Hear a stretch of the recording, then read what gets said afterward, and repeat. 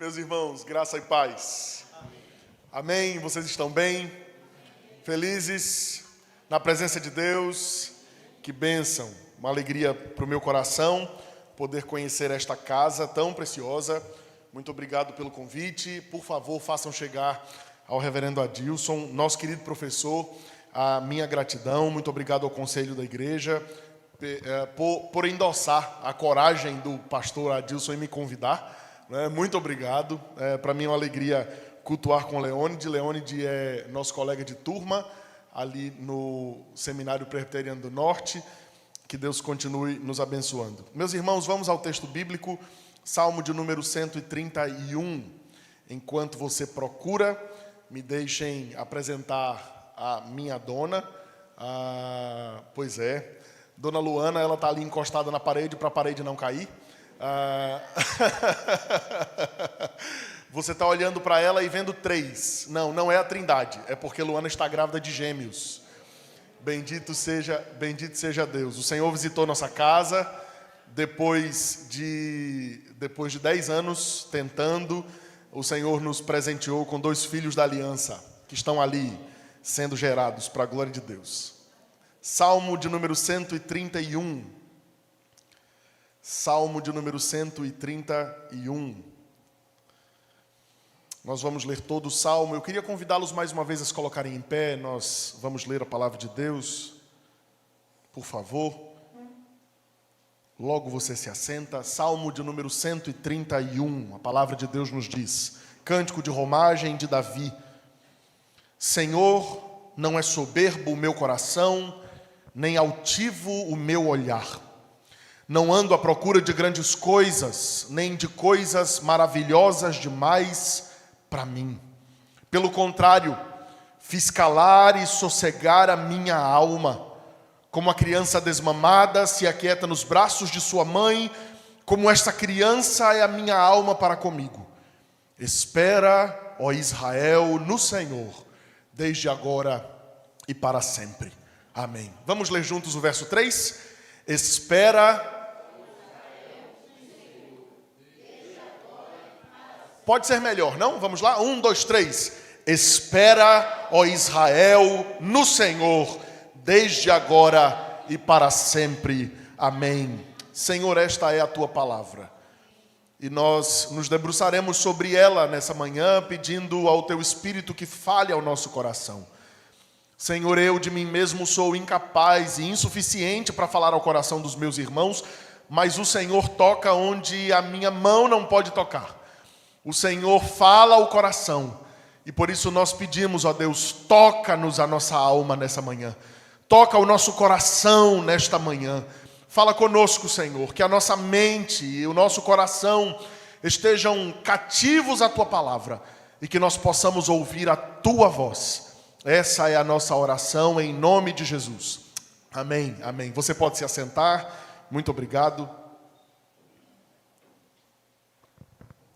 Nós vivemos numa época em que contentamento é algo que está relacionado a ter ou não ter coisas. Por exemplo, alguém é contente quando tem melhores qualificações, quando possui um bom trabalho, quando ganha mais dinheiro, quando compra mais coisas, quando impressiona mais pessoas, quando tem mais reconhecimento e quando é melhor sucedido. Este é o modo como o mundo enxerga o que é uma pessoa contente, uma pessoa que tem tudo o que ela deseja, tudo o que ela almeja. E veja, eu não estou de pronto dizendo que há problemas em alguém ter melhores qualificações, querer um melhor trabalho, buscar uma melhor condição na vida, receber um salário melhor. Não há problema nenhum nisso.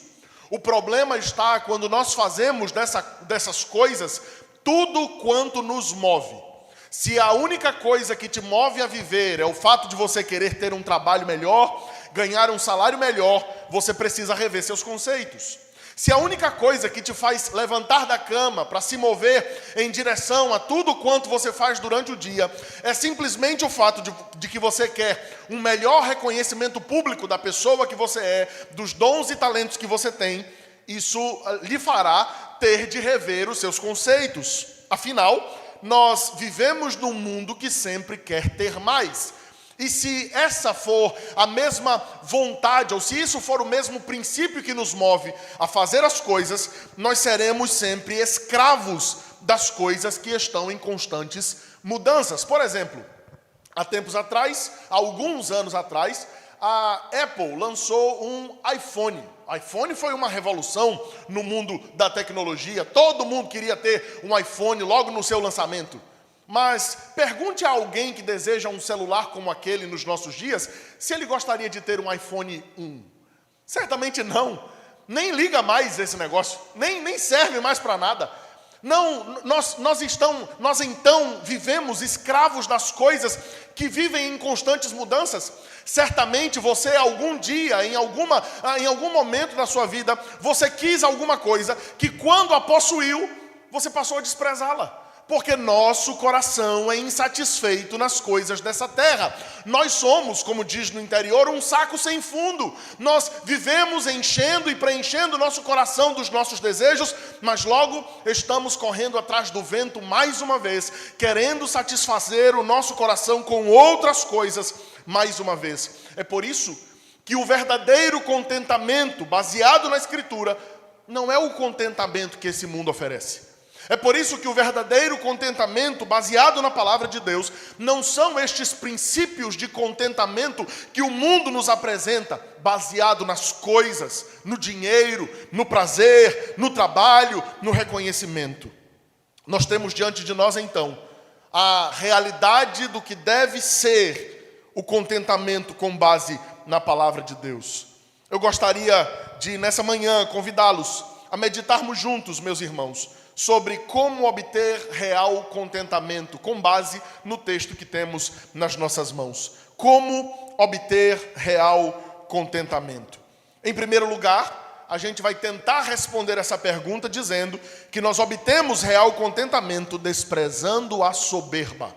Desprezando a soberba. O verso 1 apresenta essa realidade para nós. O salmista, quando está orando, fazendo esta oração ao Senhor, ele começa essa oração dizendo: Senhor, não é soberbo o meu coração, nem altivo o meu olhar. Não ando à procura de grandes coisas, nem de coisas maravilhosas demais para mim. Me deixe lhe fazer uma pergunta. Quem, além de Davi, você conhece, que tenha acordado pastor de ovelhas e tenha ido dormir rei de Israel? Quem? O mais perto disso talvez seja José do Egito.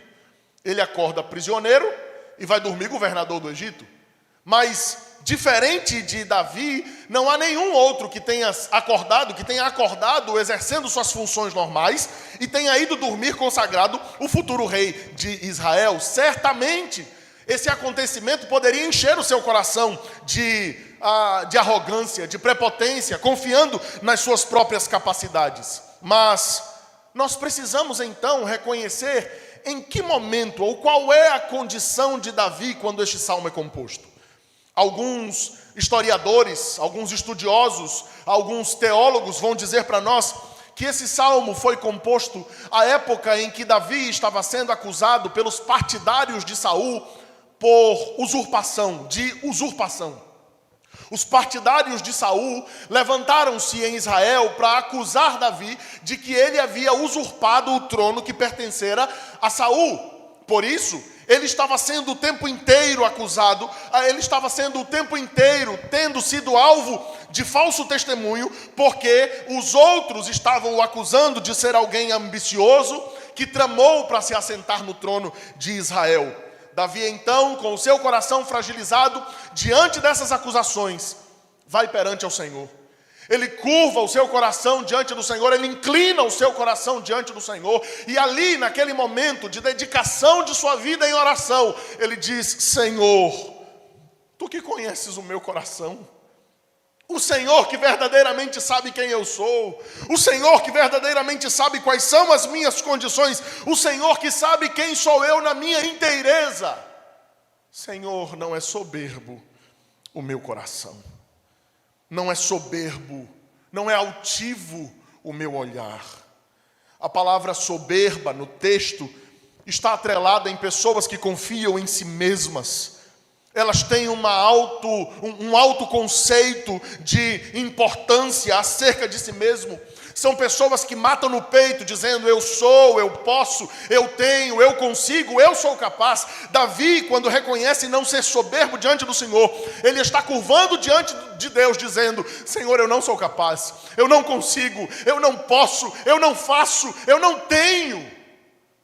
Isso nos leva, então, meus irmãos, a perceber uma realidade diante de nós. Uma realidade que deve mover a nossa vida. Uma realidade com a qual nós devemos viver de forma igual. Mesmo porque o que é a oração, senão o reconhecimento das nossas incapacidades? O que é a oração, senão o reconhecimento de que nós somos incapazes de fazer aquilo pelo qual estamos orando? O que é a oração, senão quando chegamos diante do Senhor, reconhecendo que nós não podemos, não conseguimos e que nós precisamos da ajuda do Senhor para lidar com os detalhes mais mínimos da nossa história, ou mesmo os detalhes tão grandiosos da nossa vida? Davi está chegando diante de Deus dizendo: Senhor, eu não sou soberbo. Mas sabe o que me chama a atenção nesse salmo? O que me chama a atenção nesse salmo é que Davi não está chegando diante das pessoas. Davi está chegando diante do Senhor. E por que isso chama tanto a minha atenção?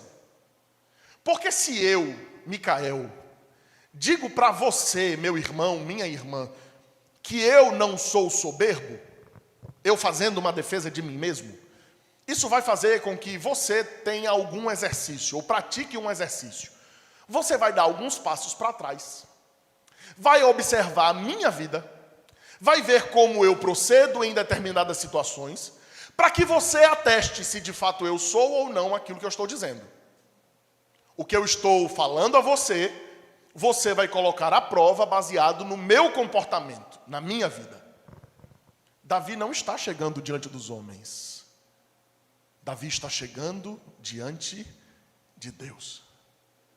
Do Senhor, que não precisa dar passos atrás para atestar quem somos ou não somos, baseados no nosso comportamento. Do Senhor, que não precisa observar como nós nos comportamos ou como nós procedemos para dizer ou não dizer que nós somos ou não somos alguma coisa. Do Senhor, que sonda e conhece o íntimo do nosso coração. Davi está chegando para o Senhor que sonda corações para falar do seu próprio coração. Que coragem, não? Davi está chegando diante do Senhor que sonda corações para falar acerca dele mesmo. Davi está chegando diante de Deus para dizer: Senhor, o Senhor que conhece o meu coração sabe que eu não sou soberbo. Mas, vamos seguir adiante. Como se comportam os soberbos? Soberbos são aqueles que olham as pessoas de cima para baixo. Soberbos são aqueles que são arrogantes ao ponto de desprezarem as pessoas que são menores. Soberbos são aqueles que desprezam as pessoas porque não têm o que ele tem ou não fazem o que ele faz. Soberbo é alguém que despreza as pessoas porque elas não têm o mesmo nível de conhecimento, de dinheiro, de poder, de influência. E essas pessoas então são sempre desprezadas. O soberbo sempre faz isso. É por isso que na segunda afirmação de Davi, ele olha para o Senhor e diz: Senhor, não é apenas soberbo, não é apenas não ser soberbo que eu venho aqui falar para o Senhor, mas os meus olhos também não são altivos. É como se o salmista tivesse olhado para o Senhor, ou inclinando o seu coração para o Senhor, dizendo: Deus, não é apenas o meu coração que não é soberbo, mas o meu comportamento demonstra isso diante do Senhor. Eu não tenho olhar altivo, eu não olho para os outros com olhar de desprezo, eu não olho para os outros com olhar, com as considerações de que eu sou o maior, de que eu posso e que eu ordeno porque sou o rei. Não, Senhor, o meu olhar é humilde, eu não tenho olhar altivo no meu coração. Mas ele continua dizendo: eu não vivo procurando grandes coisas.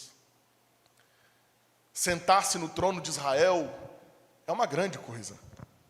Sentar-se no trono de Jerusalém é de fato uma grande coisa, mas ele está diante de Deus dizendo: eu não vivo à procura de grandes coisas. Obrigado, meu irmão. Eu não vivo à procura de grandes coisas. Eu não vivo à procura de coisas grandes demais. Eu não vivo à procura de coisas extraordinárias para a minha realidade. Eu não vivo à procura de coisas maravilhosas demais para mim. Ah, irmãos, é como se Davi estivesse diante da presença de Deus dizendo: Senhor, eu não tenho desejos ambiciosos no meu coração. Mas uma coisa a gente precisa levar em consideração. Eu não sei se você percebeu, mas este salmo, na epígrafe desse salmo, logo antes do texto começar, vem dizendo que este salmo é um cântico de romagem. O cântico de romagem nada mais é do que os cânticos que se cantavam quando o povo de Israel ia caminhando para Jerusalém para qualquer das 3 grandes festas.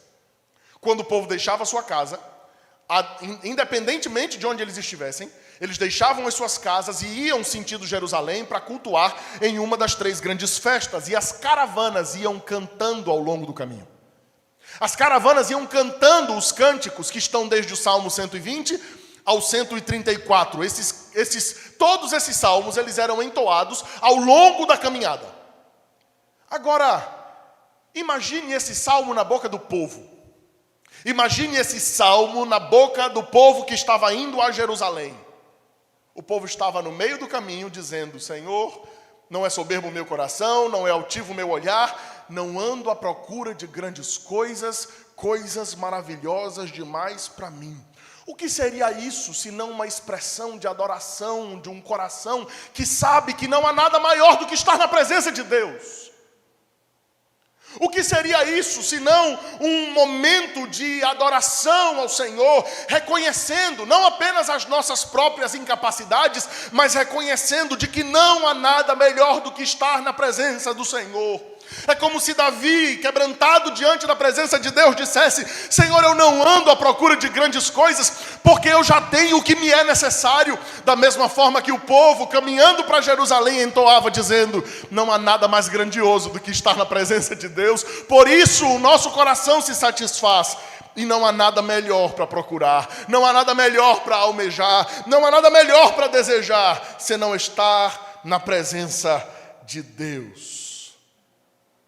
Aleluia, aleluia, pelo coração inclinado para adorar a Deus, aleluia, pela adoração que pode ser dada ao nome do nosso Senhor. Essa mesma expressão, meus irmãos, se justifica quando Davi faz essa declaração diante de Deus, por não ter desejos ambiciosos no seu coração. Como que a gente deve viver o real contentamento? Como que a gente consegue viver este real contentamento? A gente consegue encontrar esse real contentamento desprezando a soberba? Afinal, Salomão, inspirado pelo Espírito de Deus em Provérbios 16, diz que a soberba precede a ruína. Pode perceber alguém que caiu e falhou porque confiou em si mesmo. Caiu e falhou porque conseguiu nas suas habilidades de prover segurança para si. Caíram e falharam porque abandonaram a confiança que havia no Senhor. Caíram e falharam porque confiaram no seu enganoso coração. Mas qual é o contraste da soberba? O contraste da soberba, irmãos, não é encontrado nos homens. Porque todos nós, em alguma medida, no nosso coração, temos sentimentos soberbos e arrogantes. Todos nós, no nosso coração, temos diante de Deus que nos dobrarmos e confessarmos o nosso coração, pedindo ao Senhor que deixemos de confiar em nós para confiarmos nele. Quantas vezes nós não nos colocamos na posição de deuses do nosso próprio destino, deuses do nosso próprio futuro, quando nós queremos fazer com que as coisas cooperem para o nosso bem do nosso jeito, porque a gente pensa que o bem que a gente quer é o bem que a gente mesmo pode produzir. Quantas coisas nós não devemos chegar diante de Deus, e por isso o nosso conceito de humildade não está na humanidade, o nosso conceito de humildade não está nos homens, o nosso conceito de humildade está em Cristo. Cristo é o nosso parâmetro para sermos humildes. E qual é o modelo então? Por que Cristo é o nosso modelo? Porque Ele deixou toda a sua glória. Porque Ele tendo tudo, porque Ele possuindo tudo, porque ele, sendo tudo, esvaziou-se a si mesmo, humilhou-se e tornou-se homem para habitar no nosso meio, para estar conosco, para viver as nossas dores, ser tentado nas nossas mesmas tentações. E é por isso que o apóstolo Paulo instrui aos Filipenses, no capítulo 2, versículos 5 a 11. Tenham, portanto, o mesmo sentimento que houve em Cristo Jesus, que a si mesmo se humilhou e obedeceu. E qual é o resultado disso? O Pai lhe deu um nome que é sobre todo nome. Não! Quando nós somos humildes diante de Deus, nós não teremos um nome sobre todo nome. Esta falsa promessa de que se você se achega diante de Deus, Ele faz o seu nome glorificado e reconhecido, não, este é um falso evangelho. Quando nós nos humilhamos diante de Deus, Ele exalta o nome de Cristo. Cristo é exaltado para sempre. Cristo é exaltado na nossa vida. Cristo é exaltado no nosso casamento. Cristo é exaltado na vida dos nossos filhos. Cristo é exaltado no nosso ministério. Quando nós somos humildes, o Senhor aparece e nós fazemos cumprir a mesma oração de João, que ele cresça e que eu diminua. Isto é combater a soberba, olhar para Cristo e ver em Cristo aquilo que desejamos. Glória a Deus. Como obter real contentamento? Em primeiro lugar, desprezando a soberba. Mas em segundo lugar, como obter real contentamento? Dependendo inteiramente de Deus. Dependendo inteiramente de Deus. Porque a humildade que nos leva a combater a soberba é a mesma humildade que nos leva à dependência do Senhor. Perceba, no primeiro momento, Davi está apenas argumentando. Ele chega diante de Deus para se defender. E no primeiro verso ele apresenta toda a sua defesa. Não é soberbo, não é altivo, não ando à procura de grandes coisas, não vivo à procura de coisas maravilhosas demais. Não sou, não tenho, não sou. Mas parece que a ficha cai. E ele descobre diante de quem ele está. E porque ele descobre diante de quem ele está, a primeira expressão que ele faz no verso 2 é uma oração de confissão. Ele começa dizendo para Deus o que ele não é, e agora no verso 2, ele expressa a sua confissão quando diz: pelo contrário, eu fiz calar e sossegar a minha alma. Eu aquietei o meu coração. É como se Davi estivesse chegando diante de Deus e dizendo: Senhor, em algum momento, de fato, o meu coração foi seduzido. Em algum momento, de fato, eu ouvi vozes que não eram as vozes do Senhor. Em algum momento, de fato, eu ouvi a voz do meu coração. É tanto que, pelo contrário, eu fiz calar e sossegar a minha alma. Em algum momento a minha alma se perturbou. Em algum momento a minha alma se angustiou. Em algum momento a minha alma se agitou. Ai, irmãos, os barulhos da alma são as agitações do nosso coração. E somente o Senhor Deus sabe como foi que você subiu essa rampa nessa manhã. Somente o Senhor Deus sabe como foi que você se dispôs a vir à casa dele essa manhã.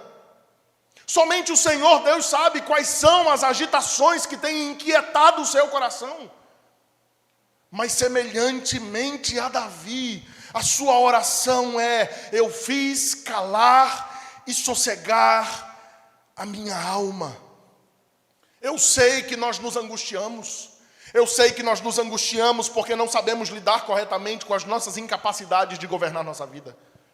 Eu sei que nós nos angustiamos com preocupações das mais sinceras e mínimas. Eu sei que nós nos preocupamos com isso. Nós nos preocupamos com coisas simples e lícitas. Sim, é lícito se preocupar com o que vai comer. É lícito se preocupar com o que vai vestir. Mas veja a nossa incapacidade de prover e onde deve ser colocada a nossa dependência. O Senhor Jesus falando aos seus discípulos em Mateus capítulo 6, 25, pega os discípulos pela mão, me parece, e leva os discípulos a contemplar a providência. E o Senhor diz: vocês não devem ficar ansiosos quanto ao que comer e o que vestir. Vejam as aves dos céus. Por mais que comer e vestir sejam preocupações lícitas, vejam as aves dos céus. Elas não se preocupam em plantar, nem em colher, mas o Pai dos céus as alimenta. E se isso não for para vocês suficiente, olhem também os lírios do campo. Eles não tecem, não fiam, não costuram. Eles não vão lá para colher e coser cada um dos fios que eles vão costurar as suas roupas. Mas o Pai dos céus faz com que eles se vistam de tamanha forma que nem Salomão em toda a sua glória se vestiu dessa forma. Preocupações simples da nossa vida se tornam barulhos ensurdecedores na alma. Preocupações simples e válidas da nossa vida se tornam coisas pelas quais são difíceis demais para nós. Irmãos, quando o Senhor manda que os discípulos olhem para os lírios do campo e as aves dos céus, em nenhum momento o Senhor está fazendo apologia à preguiça, dizendo que você não deve trabalhar, que não deve se dispor, que não deve fazer alguma coisa em prol do seu sustento. Afinal, nós sabemos que a provisão do Senhor vem por meio do trabalho. Mas o que o Senhor está nos fazendo enxergar é que toda a nossa dependência deve estar nas mãos do Senhor, porque mesmo as coisas mais simples são coisas difíceis demais para nós. Mesmo as coisas mais mínimas, mesmo as coisas mais simples e lícitas que preocupam o nosso coração, são difíceis demais para nós provermos. E ele segue falando de sua dependência, e agora ele cria uma imagem. E a imagem que Davi cria na sua oração é a imagem de uma mãe com seu bebê no colo. E eu tenho duas perguntas para lhe fazer. A primeira é: você já viu uma criança com fome? Já? Um bebezinho com fome? Choram 3, né? Um bebezinho com fome, choram 3.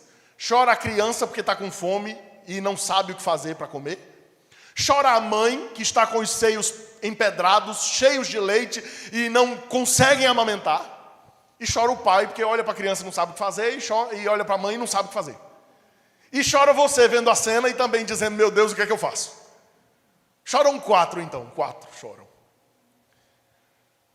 A criança que Davi usa no texto não é uma criança esfomeada. Davi não está apresentando como exemplo uma criança com fome. Davi usa como exemplo uma criança satisfeita. Ela acabou de mamar. E a segunda pergunta que eu tenho para lhe fazer é: você já viu uma criança satisfeita? O que acontece com uma criança depois que ela está satisfeita? Ela dorme. Ela dorme. E por que ela dorme? Ela dorme porque está satisfeita, ela dorme porque está confortável, e ela dorme porque ela se sente segura. Tudo aquilo que ela precisava foi provido. Ela não tem para que mais chorar, ela não tem para que mais se esgoelar, ela não tem para que mais se desesperar. Tudo o que ela precisava foi provido. Isto é a oração de Davi. Davi chega diante do Senhor dizendo: Senhor, a minha alma não está como uma criança desesperada. Eu quero, me dê. Não, a minha alma está diante do Senhor como uma criança satisfeita, que sabe que tudo quanto tem vem das suas mãos, que sabe que tudo quanto tem vem da provisão do Senhor, que sabe que tudo quanto tem vem da sua boa mão. A minha alma está como esta criança, sossegada nos braços de sua mãe. Ela está quieta, em saber que tudo o que precisa vem do Senhor. E o Senhor, que conhece o meu coração nos mínimos detalhes, sabe daquilo que preciso.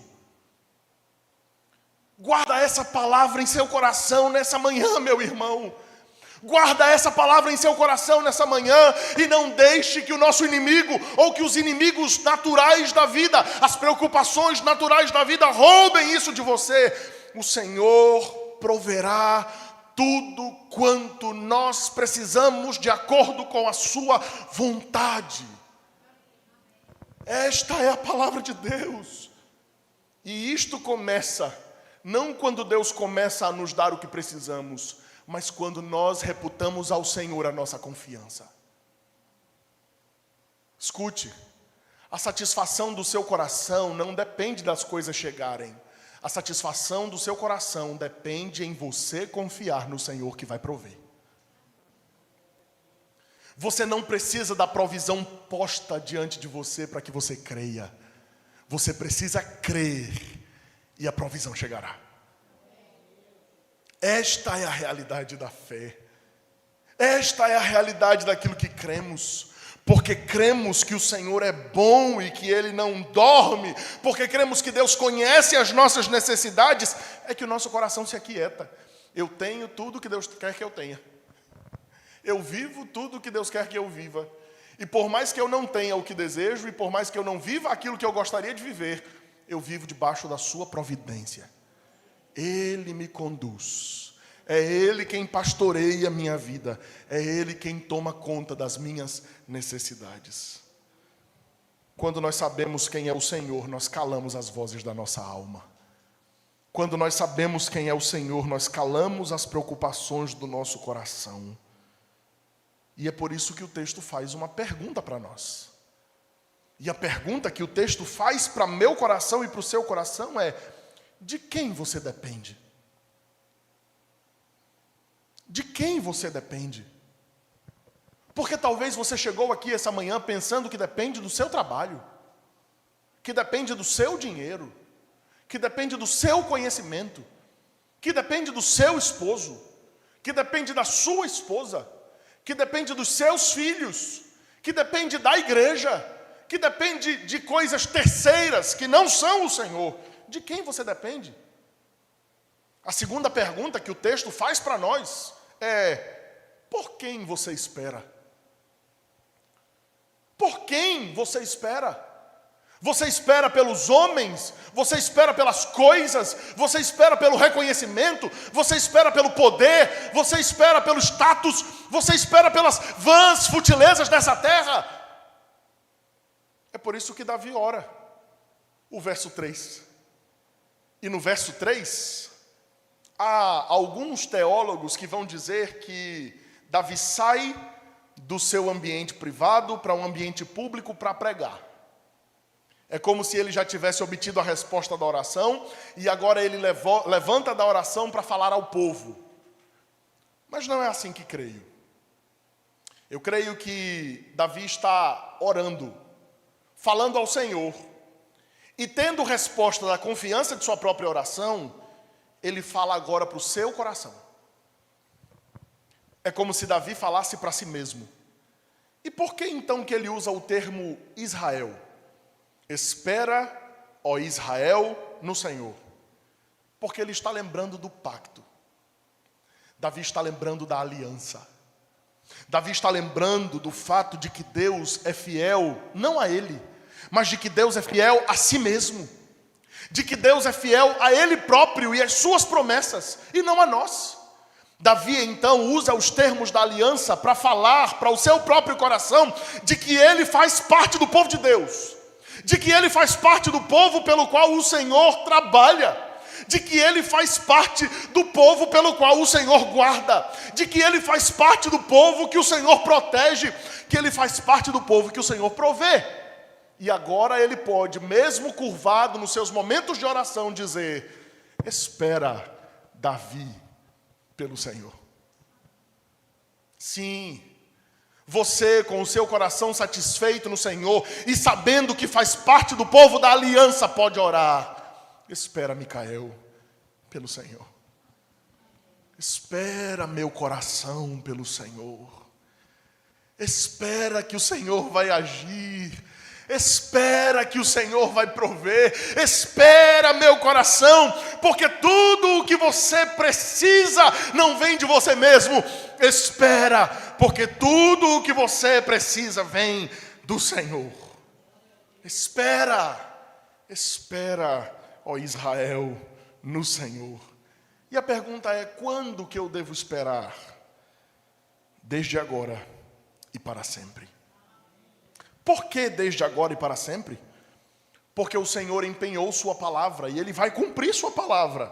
Ele cumpriu a sua palavra e tem cumprido sua palavra ao longo dos tempos, de que Ele guardará a nossa saída e a nossa entrada desde agora e para sempre.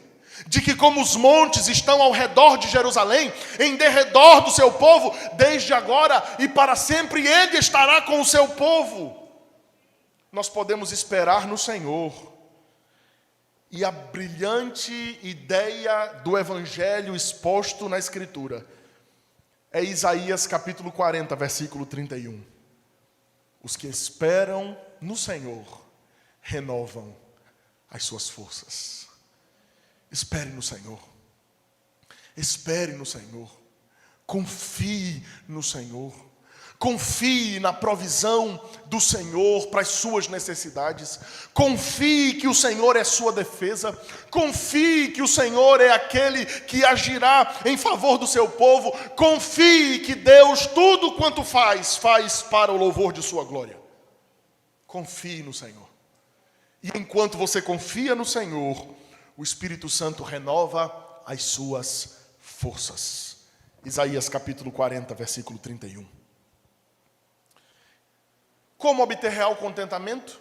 Em primeiro lugar, desprezando a soberba. Em segundo lugar, dependendo inteiramente de Deus. Mas talvez você esteja aí no seu lugar, olhando para mim e dizendo: tá, você falou, mas o que é que isso tem a ver comigo? O que é que isso tem a ver com o meu coração? E eu lhe respondo por meio de alguns desafios. Isso tem a ver comigo e com você, para que nós sigamos o modelo de Cristo Jesus em sua humildade. Sim, irmãos, nós precisamos ser humildes. Humildes não em vestirmos roupas velhas e abrirmos mão de dinheiro fazendo votos de pobreza. Não é dessa humildade que eu estou falando. Ninguém aqui vai virar franciscano. Não é a humildade de autocomiseração, não é isso. A humildade de se sentir e se considerar incapaz. Sim, irmãos, a vida cristã é feita por incapazes, que olham para Deus e reconhecem que Ele é o único capaz. Ele é o único capaz de prover, Ele é o único capaz de fazer, Ele é o único capaz de providenciar, Ele é o único capaz de falar.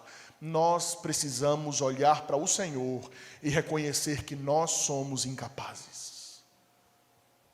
Sim, não é você que vai dar um jeito em sua família.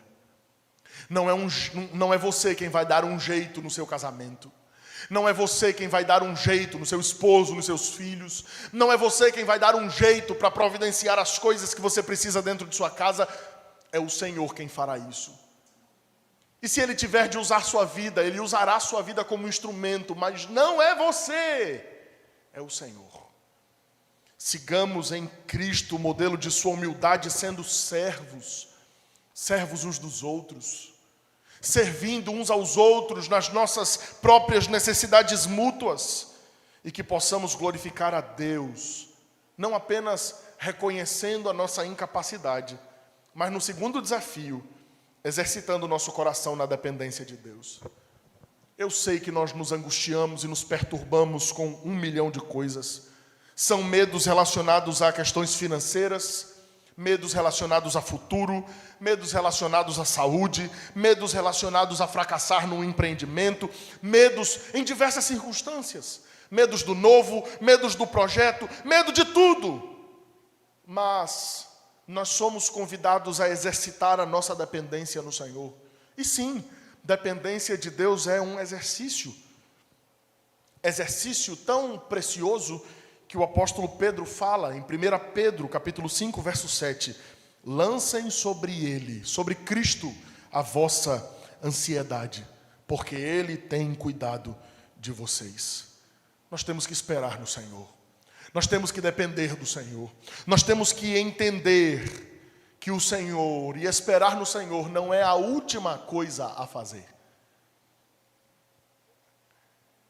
Você é crente que ama o Senhor? Você é um crente que confia no Senhor? É engraçado, em algumas vezes que a gente faz aconselhamento, as pessoas que vêm procurar, não a maioria delas, mas algumas, dizem assim: eu já tentei de tudo, agora só resta crer. Eu já bati em todas as portas, agora só me falta o Senhor. A primeira pergunta que eu faço é: como? Repete, por favor. Mas será que nós não agimos assim também? Será que orar não é nosso último recurso?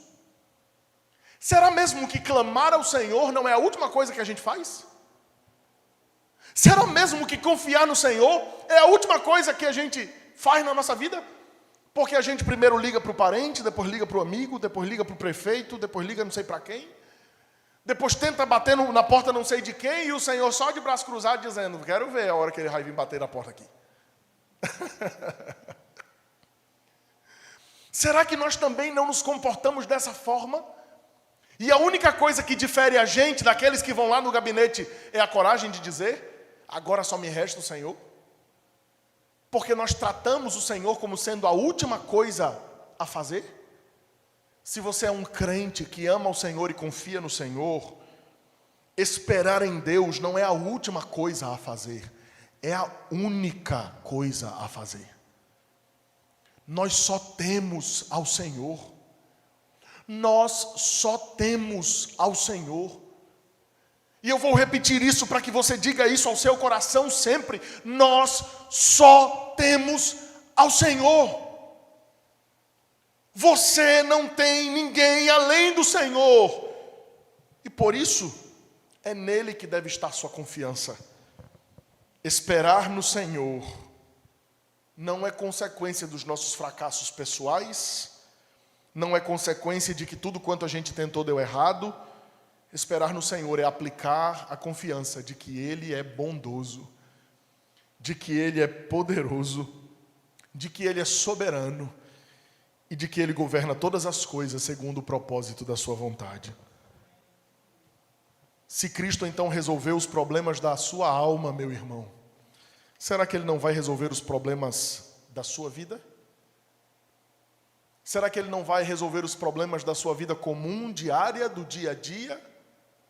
Se o Senhor resolveu o problema da sua inimizade com Deus, se Ele próprio, Jesus Cristo, encarnou para ser a resolução do maior problema que você tinha, será que isso vai torná-lo incapaz de agir de acordo com as nossas necessidades comuns?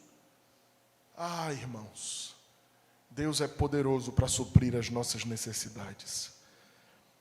Por isso, enquanto o mundo enganosamente considera que contentamento está em perseguir aquilo que ainda não tem, enquanto o mundo diz que contentamento é ter as coisas, possuir as coisas, viajar, comprar, ostentar, comunicar, dizer para todo mundo que se tem, contentamento e satisfação está de fato na dependência de Deus.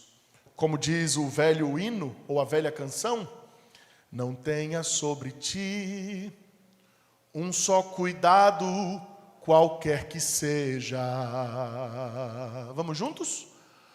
Pois somente um seria muito para ti. Contentamento é esperar de Deus ouvir o seguinte: é meu, somente meu, todo o trabalho.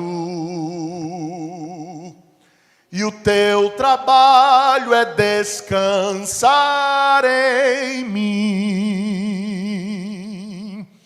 É meu, somente meu, todo o trabalho. e o teu trabalho é descansar em mim. Ajuda-nos, ó Deus.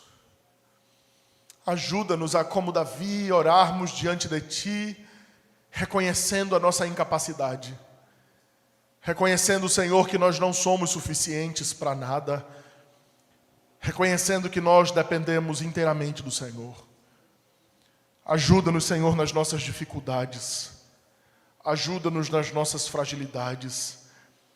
Ajuda-nos a sermos humildes diante de Ti. Ajuda-nos, ó Deus, a dependermos cada vez mais do Senhor, calando as vozes do nosso coração, calando as vozes da nossa alma e esperando no Senhor, que é quem de fato trabalha por nós. Ajuda-nos, ó Deus. Essa é a nossa oração. Em nome e por amor de Jesus. Amém. Amém.